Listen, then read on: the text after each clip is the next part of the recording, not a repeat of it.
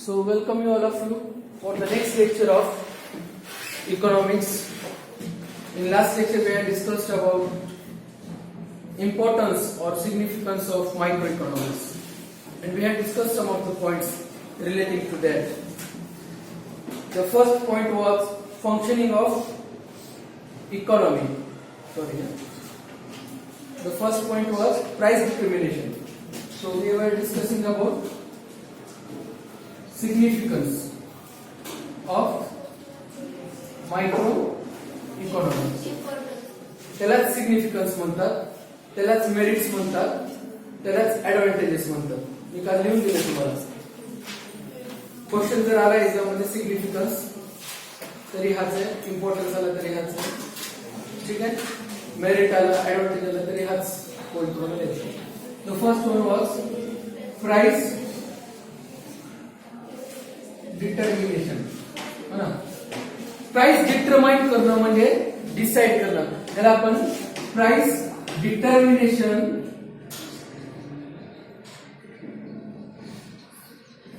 आता price determine करणं तुम्हाला डिसाइड करायची. मी काल सांगितलं तुम्हाला डिमांड आणि सप्लाय आणि प्राइस डिसाइड करताना भरपूर काही अजून घटक आहेत आणि त्यासाठी मायक्रो इकॉनॉमिक्सचा अभ्यास तुम्हाला करावा लागतो. मायक्रो इकॉनॉमिक्स स्टडी करावी लागते त्या पर्टिक्युलर सेक्टरची, त्या पर्टिक्युलर कंपनीची किंवा त्या पर्टिक्युलर प्रोडक्टची, आणि नंतर तुम्ही त्याची प्राइस डिसाइड करू शकता. फक्त तुम्ही एखाद्या मुद्द्याला धरून किंवा मला रॉ मटेरियल एवढ्याला पडलाय, लेबर एवढ्याला पडलाय, एम्प्लॉयची सॅलरी एवढी द्यायची, असा तुम्ही हिशोब काढला आणि तुम्ही प्राइस डिटरमाइन केला तर तसं नाही चालणार. कधी कधी आपल्या हातात नसताना सुद्धा फॅक्टर्स आपल्याला प्राइस कमी जास्त करावं लागतं, कारण की कॉम्पिटिटर तसं करतोय. जसं की वोडाफोन आणि आयडियाच्या बाबतीत झालं, त्यांना त्यांच्या प्राइसेस का कमी कराव्या लागतात, कारण की कॉम्पिटिटर जिओ सारखा मोठा कॉम्पिटिटर आला तर त्यांना प्राइस डिटरमाइन करावी लागली परत. तर कधी कधी फॅक्टर्स आपल्या हातात नसतात. मायक्रो इकॉनॉमिक्सचा अभ्यास करताना तर तुम्हाला ते कळतं. दुसरा काय होतं point, free market economy.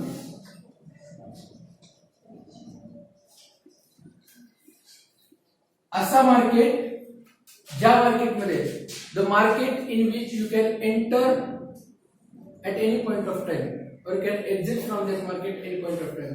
You have to decide what kind of product I have to produce, how much I have to produce, whether I am capable to produce or not.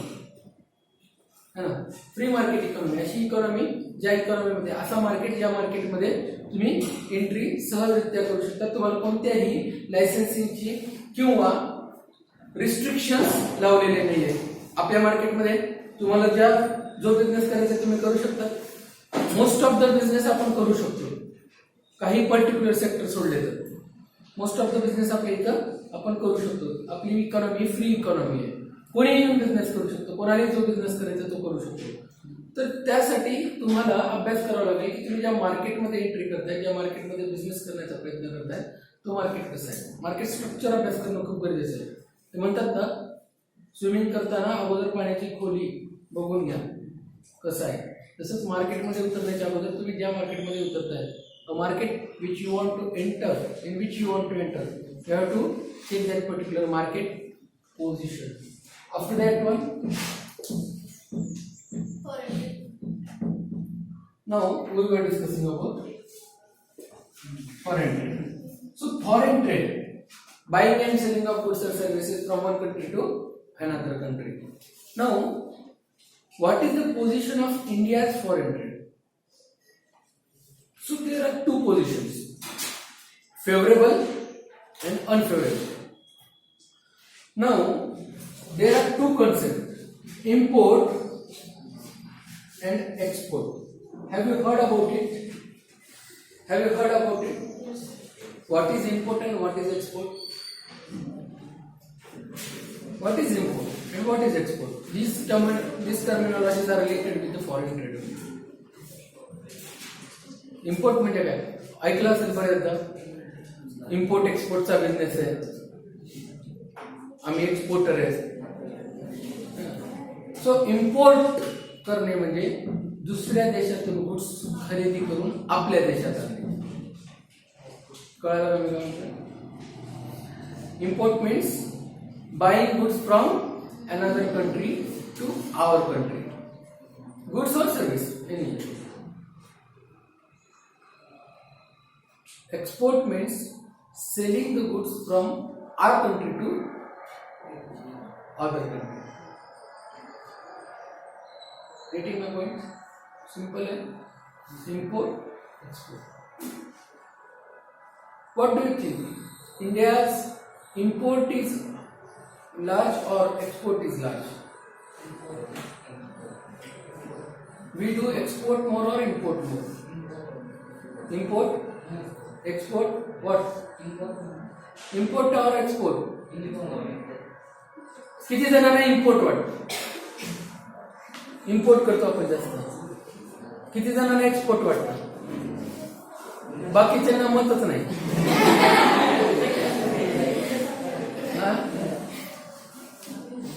Look, India is a big country. ऐकू येत नाहीये? India is a big country. आपण कधी export करू शकतो products जेव्हा आपण production केलेल्या गुड्स अँड सर्व्हिसेस उरतील तेव्हा आपण दुसऱ्या देशांना विकणार. सिंपल. आपला देश खूप मोठा आहे. आपल्या देशामध्ये प्रोडक्शन हे खूप कमी प्रमाणात होतं आणि जेवढं होत आहे तेवढं आपल्यालाच पुरत नाही आणि त्यामुळे बऱ्याच प्रमाणात आपण इम्पोर्ट करतो. काही प्रोडक्ट्स असे आहेत जे आपण एक्सपोर्ट सुद्धा मोठ्या प्रमाणात करतो. India is largest country of milk export. दुधाच्या उत्पादनामध्ये 1 नंबरला आहे. एक्सपोर्ट करतो, मोठ्या प्रमाणात करतो. कृषी क्षेत्रामध्ये सुद्धा बरेच गुड्स आपण एक्सपोर्ट करतो. बट स्टील आपला इम्पोर्ट मोर आहे आणि एक्सपोर्ट ह्याच्या तुलनेत कमी आहे. जगातील सर्वात मोठा एक्सपोर्टर कोणता माहिती? एक्सपोर्ट करणारा देश चायना. जगातील सर्वात मोठा देश जो इम्पोर्ट करतो. परत लक्षात घ्या, जगातील सर्वात मोठा देश जो एक्सपोर्ट करतो. एक्सपोर्ट करणारा सर्वात मोठा देश. The country which exports more that is China. The country which imports more आपण. सर्वात जास्त खरेदी करतो आपण. रॉ मटेरियल सुद्धा खरेदी करतो. हा बोला, कोण बोललं काय?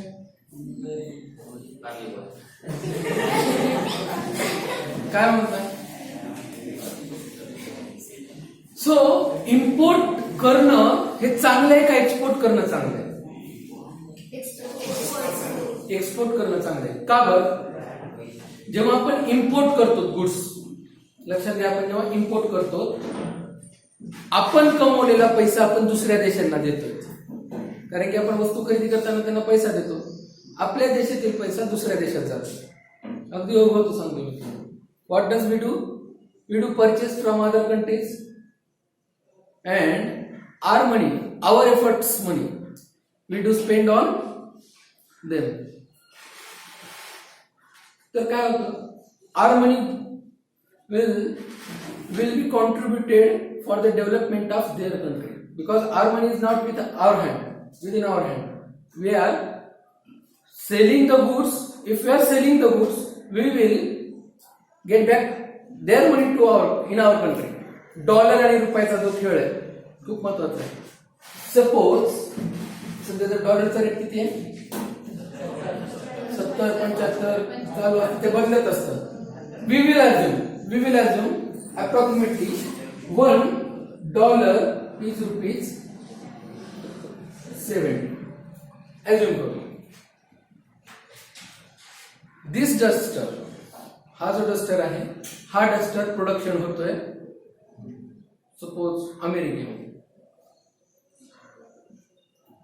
आता तुम्हाला अमेरिकेमधून हा डस्टर मागवायचा आहे. $1 ₹70 आहे. एक डस्टरचा विचार करतोय. आता ह्याच्यामध्ये 1000 डस्टरचा विचार करा, लाख डस्टरचा विचार करा, 1 करोडचा विचार करा, तुमच्या क्षमतेप्रमाणे. ठीक आहे, आपण सिंगल एक्झाम्पल घेतो. प्रोडक्शन करायला दिलं. तो म्हणाला साहेब काय हवं तुम्हाला? I said I want a duster from you. He said that what will be the price? तो काय म्हणेल आता डॉलर मध्ये प्राइस सांगणार आहे. तिकडे रुपीजचं चलन आहे का? He told me that sir if you want to purchase a duster you have to pay me $1. 15th ना का 16th? किती तारीख आहे? 16th डिसेंबर 20. $1 कितीचा आहे? 70 रुपये. तुम्हाला काय म्हणाला सर $1 एका डस्टरची किंमत किती आहे? $1. भविष्याचा विचार करतोय. सपोज तो मला म्हणाला सर मी 25 डिसेंबरला 26 डिसेंबरला तुम्हाला देतो. On 26th December 20 I have to pay $1 कारण मला डस्टर घ्यायचा आहे. डस्टर रेडी आहे आणि त्या दिवशी एका डॉलरची किंमत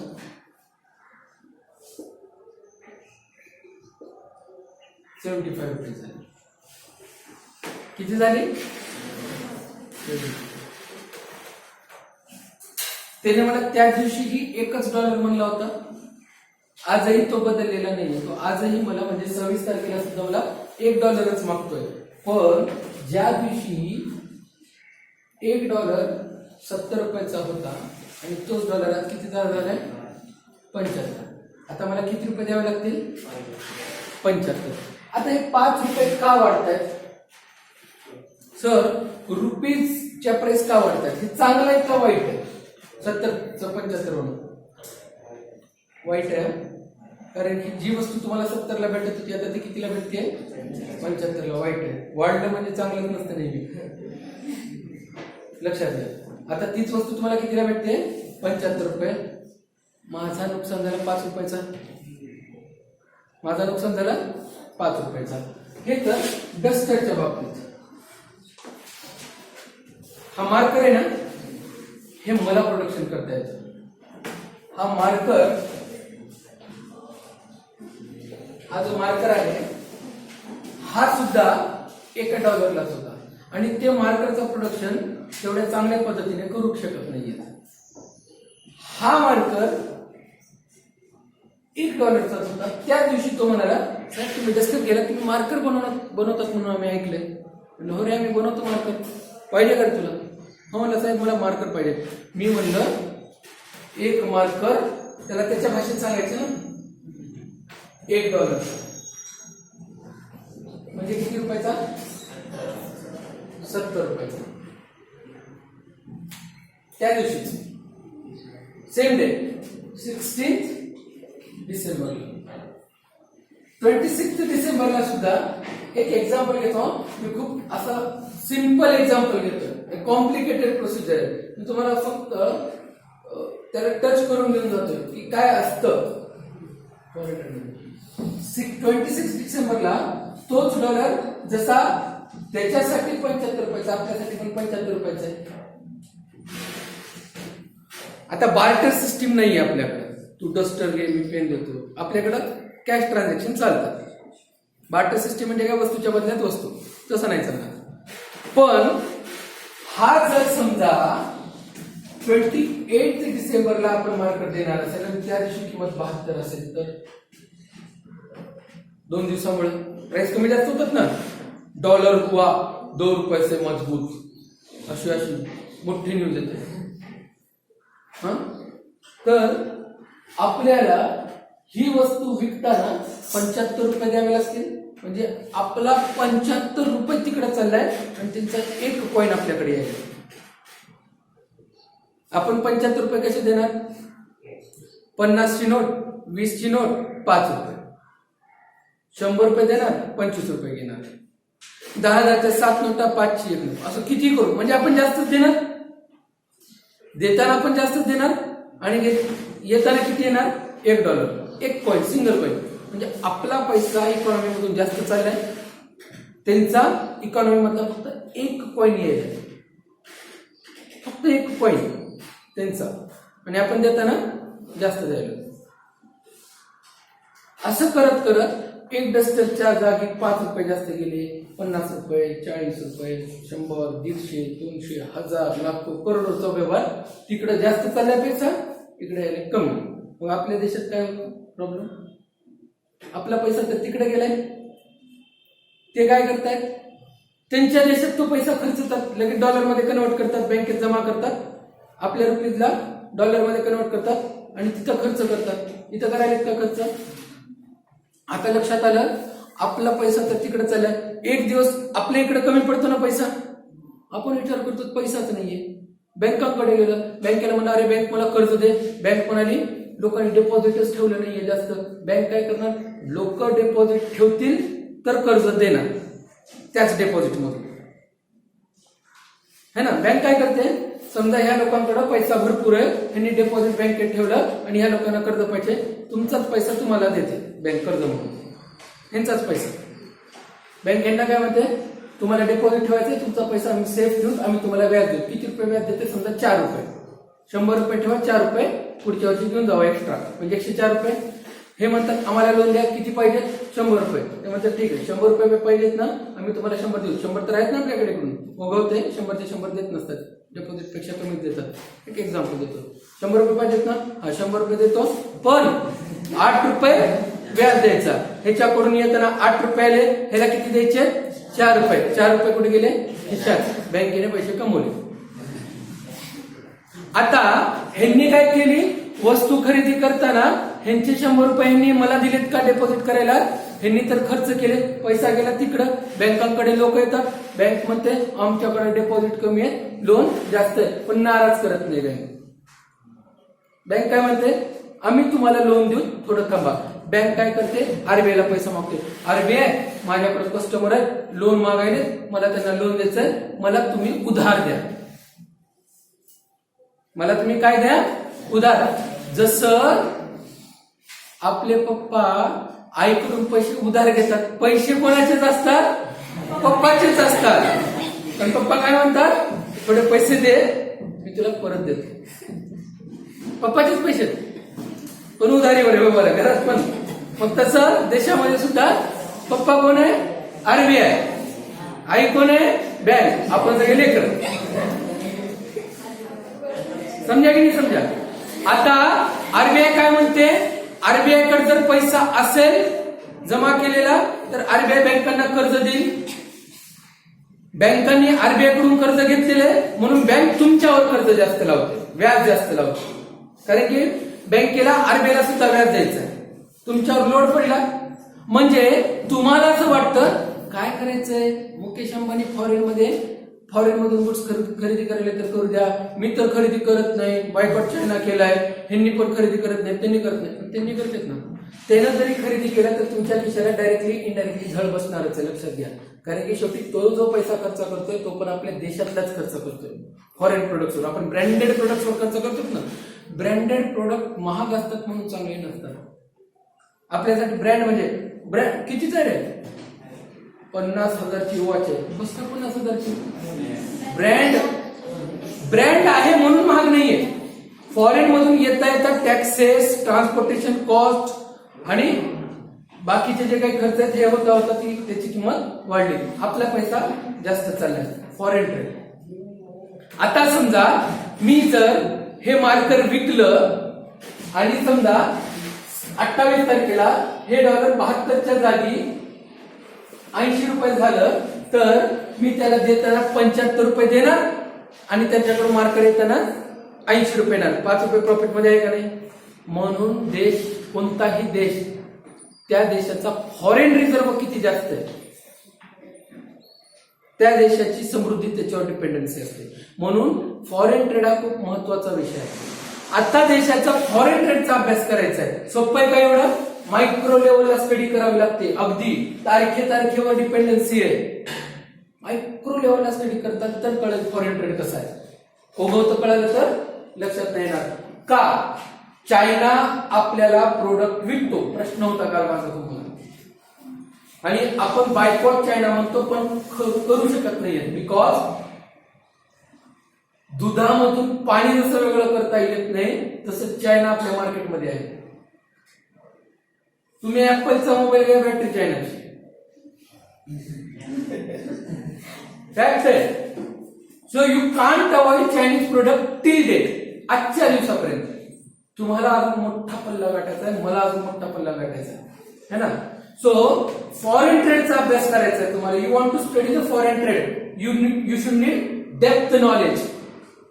एसी कॅबिन मध्ये बसून तुम्ही फक्त विचार नाही करू, हा $75 झालाय का, ठीक आहे, 80 रुपयाचा वस्तू आपण घेऊन टाकू, 5 रुपये फायद्याचा आहे. तेवढं सोपं नाहीये. त्याच्यामध्ये कस्टम ड्युटी लागते, त्याच्यामध्ये वेगवेगळे टॅक्सेशन पॉलिसीज आहेत, त्याच्यामध्ये ट्रान्सपोर्टेशन कॉस्ट आहे. आपण विचारलं, अहो साहेब आपल्या देशात डस्टर 60 रुपयाला भेटते, तुम्ही 75 का घ्यायला? मग लक्षात आलं की आपल्या डस्टरची क्वालिटी त्यांच्या डस्टरची क्वालिटी वेगळी. कधी कधी काय होतं, मी तुम्हाला परवा सांगितलं की वस्तू खरेदी करायची आहे, तुम्हाला दिसती 40 रुपयाला, बिल करतं तर 80 रुपये होतं, देशात भेटते 60 रुपयाला, 20 रुपये जास्त चालेल. अभ्यास केल्यानंतर कळतं का वस्तू 40 आहे, पण ट्रान्सपोर्टेशन कॉस्ट 40 अजून लागले म्हणून 80 रुपयाला झाली, आणि ते डायरेक्ट 60 रुपयाला भेटेल. मग कोणती घेणार तुम्ही? देशातून घेणार का फॉरेन मधून घेणार? देशातूनच घेणार ना. कळालं का मी काय म्हणतोय? अमेरिकेत असा फोन घुमवला, विचारलं, अरे साहेब पेन आहे म्हणे तुमच्याकडं एका XYZ कंपनीची, कितीला देतात? ते म्हणाले मी 40ला देतो रे तुला पेन. मी इकडं बघितलं आपल्या देशात कितीला आहे, विचारलं मॅनेजरला, मॅनेजर एसी मध्ये बसलो ना कॅबिन मध्ये, मॅनेजर आला, मॅनेजर बोला साहेब. म्हणलं अरे आपल्या देशात पेन कितीला रे XYZ कंपनीची? तो म्हणाला साहेब चेक करून सांगतो. आला थोड्या वेळ, साहेब आपल्या देशात ही पेन 60 रुपयाला आहे. मी आता बोलणं झालंय माझं अमेरिकेच्या एका कंपनीसोबत, ते 40ला द्यायला तयार आहे, त्यांच्याकडून खरेदी करा. आता मालकाचं टाळत नाही ना, मॅनेजर नोकरीवरून काढायचा ना मालक, आणि मॅनेजरनं मुक्काट तुम्ही काय बोलला, खरेदी केलं आणि बिल आलं समोर. अरे 80 रुपयाचं बिल कसं काय झालं रे? म्हणलं साहेब तुम्ही म्हणत अमेरिकेच्या कंपनीकडून घ्यायचे, ते 40 रुपयाला देत होते, 40 रुपयाला घेतले, पण 80 रुपये बिल कसं काय झालं? साहेब ट्रान्सपोर्टेशन कॉस्ट आणि कस्टम ड्युटी सगळं म्हणून 80 रुपये झाली किंमत. आपल्या देशात 60 लावू देणार आहे, हो 20 रुपये वाचले असते ना रे आपले. हो साहेब पण तुम्ही मालक आहे, तुम्हाला काय बोलावं आम्ही? जमते का? मायक्रोस्कोपिक स्टडी करणं एसीच्या कॅबिन मध्ये बसून जमत नाही. मायक्रो लेवलला अभ्यास करतात तर कळेल तुम्हाला फॉरेन ट्रेड कसा आहे. अभ्यास करायचा आहे तर डेप्थ नॉलेज लागतं, म्हणून मायक्रो इकॉनॉमिक्स कामाला येतं. कळालं का नाही कळालं? समज आहे ना?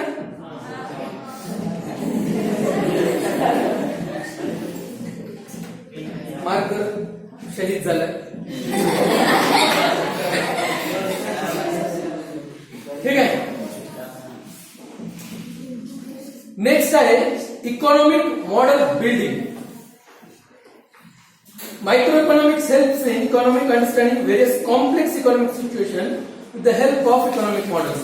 It has made valuable contribution to the economics by developing various terms, concepts, terminologies, tools of economic analysis, etc. Economic models are built using various economic variables. So there are certain variables. असं तुम्हाला काय वाटतं?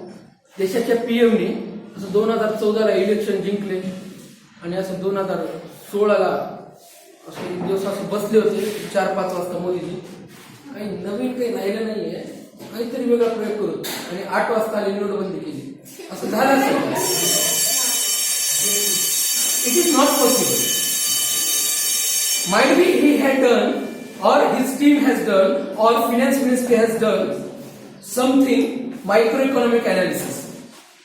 Complex situation आहे, economic model build करायचं आहे. GST असं अचानक GST आपल्याला यावेळी जीएसटी लावायचा आहे, चालू करायचा जीएसटी, वॅट काढून टाका, असं झालं नसेल.